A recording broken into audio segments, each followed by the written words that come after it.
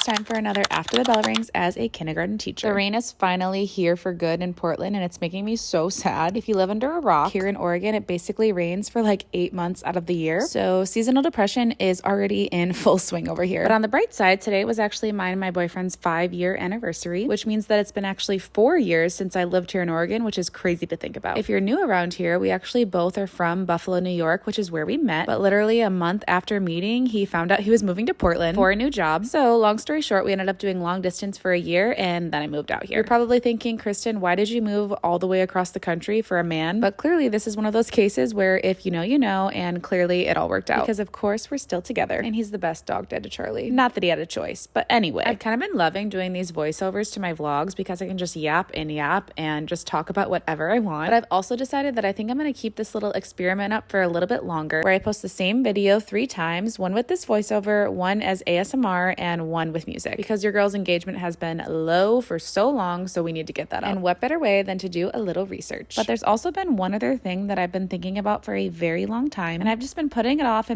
because it feels like such a large task, because this would just take me so much time and effort, and I already feel like I'm kind of drowning with just editing vlogs and being a teacher as it is. But that being said, I've had this idea for a podcast now for like literally a year and a half, but I just haven't took the leap of faith and just done it, because honestly, I'm just kind of scared. There's so much negativity on the internet, especially around teachers, but also there's so much positivity too. So I feel like this podcast would be kind of a mix of both, not really talking negatively about teaching, but just talking about the difficulties of the profession, but also highlighting that you are more than a teacher and you deserve to have a life outside the classroom. It's possible to be passionate about your job while still enjoying your life outside the classroom. So that's my little TED Talk rant for the day. So let me know down below if you think I should just go for it. Okay, that's all. Bye.